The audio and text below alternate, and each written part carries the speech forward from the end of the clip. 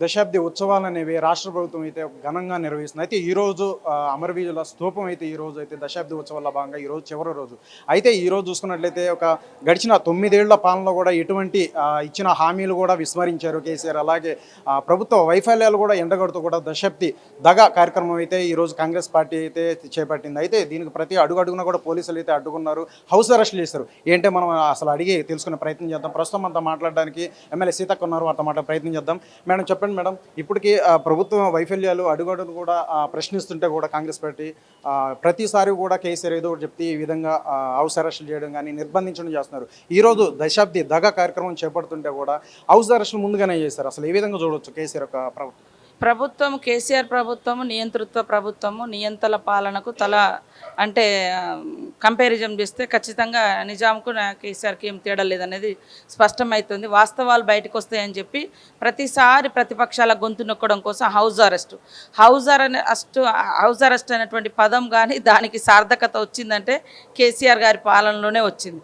ప్రతిదానికి house arrest అంటే ఇంకా ప్రశ్నించే గొంతులు ఉండొద్దు, లేకుంటే వాస్తవాలు మాట్లాడొద్దు, అడగొద్దు. ఇట్లాంటి దరిద్రమైనటువంటి పరిపాలనకు ఈరోజు కేసీఆర్ పరిపాలన ఒక నిదర్శనము.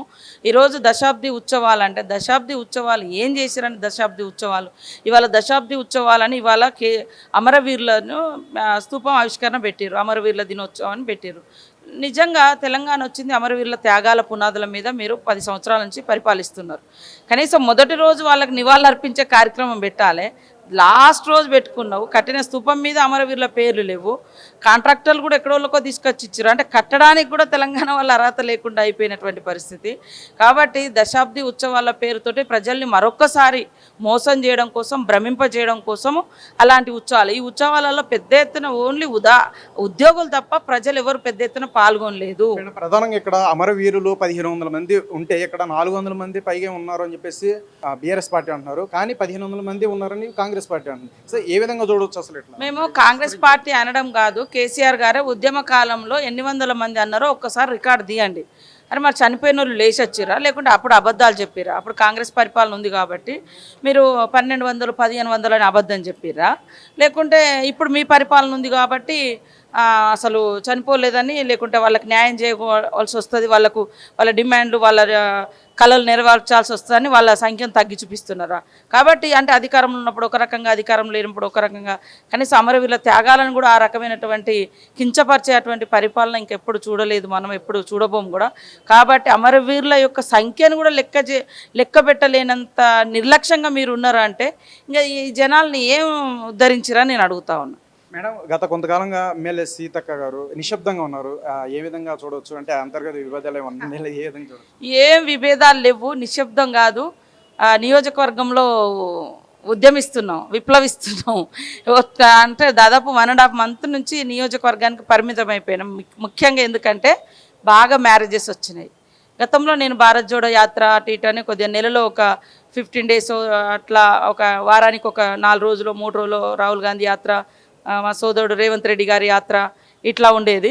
కానీ ఇప్పుడు ఎక్కువ పెళ్ళిళ్ళు, ఫంక్షన్లు అట్లా మొత్తం కవర్ చేద్దాం. 1.5 month దాదాపు అక్కడే ఉండడంతో మీకు కనిపించలేదు కావచ్చు, కానీ వాస్తవానికి కాన్స్టిట్యున్సీలో ఉన్నా. మేడం చివరిగా చెప్పండి, ఒకవైపు కాంగ్రెస్ పార్టీ నేతలు చెప్పే ఒక మాయ మాటల్లో ఎప్పుడు మీరు పడవద్దు అని చెప్పేసి కేటీఆర్ అంటున్నారు.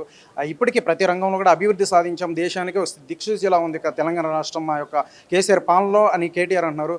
ఈసారి మాత్రం హ్యాట్రిక్ కొట్టి చూపిస్తాం, మీరు నిజమైన నాయకులు మా వెంట ఉండండి అంటూ మాట్లాడుతున్నారు. కేటీఆర్ మాట్లాడారు. వాళ్ళు కడుపు నిండా తిని ఉన్నారు, మంచిగా కంటి నిండా నిద్రపోతున్నారు, మంచిగా అన్నీ వచ్చినాయి. కానీ ఎవరి మాటలు నమ్మద్దు. కరెక్టే, తెలంగాణ కోసం అమరులు అయినటువంటి వారి సంఖ్యను మీరు తీయలేకపోయారు, ఏం ఉద్ధరించారు అంటున్నాం. తెలంగాణ కోసం ఆ రోజు అమరులు అయితే ఈ రోజు కూడా తెలంగాణ వచ్చినాక కూడా అమరులు అవుతున్నారు యువత. దేశంలో ఎక్కడ కూడా ఉద్యోగ ఉపాధి అవకాశాల కోసం ఆత్మహత్యలు చేసుకోలే, కానీ తెలంగాణ రాష్ట్రంలో చేసుకుంటున్నారంటే ఇది మీ ఘనత. కాబట్టి మాయ మాటలు ప్రజలు నమ్మడానికి లేదు. 10 సంవత్సరాలు వాళ్ళకి అవకాశం ఇచ్చారు. 10 సంవత్సరాలలో ఇవాళ ఒక అప్లికేషన్ అంటే ఆ ఉద్యోగానికి దరఖాస్తు చేయాలంటే ఒక పోలీస్ కానిస్టేబుల్ ఉద్యోగానికి 10,000 ఖర్చు పెట్టాల్సి వస్తుంది. ముందే సర్టిఫికేట్ వెరిఫికేషన్ అని అప్లికేషన్ ఫామ్లు, లేదా ఇప్పుడు బీసీ బంద్ అని చెప్పి దాన్ని అప్లికేషన్ల పేరుతో కూడా లక్షల రూపాయలు ముందే వసూలు చేస్తారు. వాళ్ళకి ఇచ్చేది ఎంతమందికి ఇస్తారో తెలియదు. కానీ లక్షలు మాత్రం రేట్లు పెంచి లేదా దరఖాస్తు ఫాములు మీసేవల పేరు మీద జిరాక్స్ అట్లాంటి అనేక రకాల ప్రజల నుంచి లాగుతూ వాటికి ఇచ్చేది ఇంత, వసూలు చేసేది ఇంత. కాబట్టి ఇదంతా ప్రజలకు అర్థమైంది. 9.5 సంవత్సరాల కాలంలో అర్థమైంది. కాంగ్రెస్ పార్టీని అధికారంలోకి తీసుకురావడానికి ప్రజలు సిద్ధంగా ఉన్నారు. కాబట్టి మాయమాటలు వాళ్ళు చెప్తున్నారు. టీఆర్ఎస్ పార్టీ ఎక్కడెక్కడ లేని ముచ్చట్లన్నీ తీసుకొచ్చి చెప్తున్నారు. ఏం ఉద్ధరించారని. ఇవాళ రైతులు ఆత్మహత్యలు చేసుకుంటున్నారు, విద్యార్థులు ఆత్మహత్యలు, ఇండ్లు లేవు. 10 ఏళ్ళ తర్వాత ఇప్పుడేదో ఒక కాడ సముదాయం కట్టిస్తున్నాము, అది దాని గురించే గొప్పగా చెప్పుకుంటారు. మరి లక్షల ఇండ్లు హామీ ఇచ్చి ఇవాళ 1,00,000 ఇండ్లు కూడా మీరు ఇప్పటివరకు కంప్లీట్ చేయనటువంటి పరిస్థితి. ఎక్కడ ఉండాలి? పెద్ద ఎత్తున పేదోళ్ళు ఇండ్లు లేక రోడ్ల మీద బతుకుతున్నటువంటి పరిస్థితి. ఇండ్ల జాగాలు కూడా లేకుండా వాళ్ళు మొత్తం అమ్మేసి ప్రైవేట్ కంపెనీలకు వాళ్ళకిచ్చి వాళ్ళ పెద్ద కట్టించి అవి మనకు చూపెడుతున్నారు. వాళ్ళ పేదోడు ఉంటాడా? పేదోనికి ఏమైనా వాటా ఉందా? నీలాంటి నాలంటి వాళ్ళు ఏమైనా పిల్లలు ఏమైనా ఉద్యోగాలు చేస్తురా?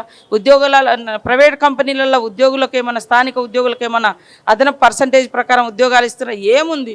బంగ్లాలు అక్కడ అదంతా ఒక దిక్కు కట్టించి చూపిస్తూ ఉన్నారు తప్ప అక్కడ ఏ సామాన్యులకు నివసించే అవకాశం లేదు, నివసించడానికి స్థలాలు కూడా లేవు. ఇది పరిస్థితి. రైట్, చూసాం కదా ఎమ్మెల్యే సీతక్క మాటలు అయితే మనం విన్నాము. ఒకవైపు 9 ఏళ్ల పాలనలో కూడా రాష్ట్రం అభివృద్ధి అయితే ఏ రంగంలో కూడా అభివృద్ధి సాధించకుండానే ఒక దశాబ్ది ఉత్సవాలు ఏ విధంగా నిర్వహిస్తారంటూ కూడా నిలదీశారు. అయితే ఈరోజు చూసుకున్నట్లయితే ఒక ప్రభుత్వం అలాగే కేసీఆర్ ఏవైతే ఇచ్చిన హామీలు ప్రతి ఒక్క హామీలు అయితే నెరవేర్చకుండా ఒక తుంగలో దొక్కిన పరిస్థితి అయినా సరే ఈ రోజు అయితే ఒక దశాబ్ది ఉత్సవాలు లాస్ట్ రోజు అమరవీరుల స్తూపం ప్రారంభోత్సవ నేపథ్యంలో కూడా ఏ విధంగా చేస్తారంటే ఒకవైపు అయితే నిలదీస్తున్నారు. అయితే ఈ రోజుకి ఇప్పుడు చూసుకున్నట్లయితే ఈరోజు దశాబ్ది దగా పేరిట కాంగ్రెస్ పార్టీ అయితే ఈరోజు కార్యక్రమం చేపట్టిన నేపథ్యంలో అడుగడుగున కూడా పోలీసులు అయితే అడ్డుకున్నారు, హౌస్ అరెస్టులు చేశారు. ఎంతవరకు కూడా కరెక్ట్ కాదు, ఒక ప్రజాస్వామ్యానికి విరుద్ధం అంటూ కూడా ఎమ్మెల్యే సీతక్క మాటలు అయితే విన్నాం. అలాగే గత 9 ఏళ్ల పాలన అంత ముందు చూసుకున్నట్లయితే తెలంగాణ సిద్ధించింది కూడా అమరవీరులు ఎంతోమంది బలిదానాల వల్ల ఒక తెలంగాణ రాష్ట్రం సిద్ధించింది. అయినా సరే ఈరోజు అమరవీరుల స్తూపం ప్రారంభోత్సవ నేపథ్యంలో కూడా ఏ ఒక్క అమరవీరులు పేర్లు అయితే అక్కడ ప్రస్తావించలేదు. అలాగే గత అసెంబ్లీ తీర్మానంలో చూసుకున్నట్లు కూడా 1,500 మంది తొలి మళ్ళీ దశక ఉద్యమంలో కూడా ఉన్నారంటూ కూడా అసెంబ్లీ తీర్మానం వ్యక్తం చేసిన కేసీఆర్ ఈరోజు గత కేబినెట్లో కూడా 400 మందే ఉంటున్నారు. అంటే ఒక తెలంగాణ తీసుకురావడానికి తోడ్పడిన ఎందరో బలిదానాలను ఇచ్చిన ఒక తెలంగాణ అమరవీరులకి కూడా ఎటువంటి గౌరవం అయితే ఇవ్వకుండా ఒక అవమానపరుస్తున్నారు. ఇది ఎంతవరకు కరెక్ట్ కాదు అంటూ కూడా ఎమ్మెల్యే సీతక్క అయితే చెప్తున్నారు. అయితే ఏదేమైనా సరే మాయమాటలు అయితే మాత్రం ఇప్పటి వరకు చెప్పిన మాయమాటలు కేసీఆర్ కేటీఆర్ చెప్పిన మాయమాటలు అంతా కూడా ప్రజలందరూ విని అర్థం చేసుకున్నారు. ఎట్టి పరిస్థితుల్లో కూడా రాబోయేది తెలంగాణ రాష్ట్రంలో నెక్స్ట్ డిసెంబర్ కల్లా ఫస్ట్ వారంలో రాబోయేది మాత్రం ఎట్టి పరిస్థితుల్లో కాంగ్రెస్ పార్టీ అధికారం చేపడుతుంది. సో అప్పుడు ప్రతి కళలో తెలంగాణ రాష్ట్రం కోసం కళలో కన్నా ప్రతి ఒక్క తెలంగాణ బిడ్డకైతే ఎటువంటి అభివృద్ధి ఎటువంటి ఏ విధంగా ఇవ్వాలనేది కాంగ్రెస్ పార్టీ ముందుకు తీసుకువెళ్తుంది. అటువంటి హామీ కూడా ఇస్తామంటూ కూడా ఎమ్మెల్యే సీతక్క మాటలు అయితే మనం వ్యక్తం చేస్తున్నాం. అయితే ఏదేమైనా సరే వచ్చే ఎన్నికల్లో మాత్రం ఎట్టి పరిస్థితుల్లో కాంగ్రెస్ పార్టీ అధికారం చేపడుతున్నట్టు కూడా ధీమా వ్యక్తం చేసిన మాటలతో మనం విన్నాం. వీడియో జర్నలిస్ట్ మల్లేష్తో ప్రవీణ్ అమ్మ, న్యూస్, హైదరాబాద్.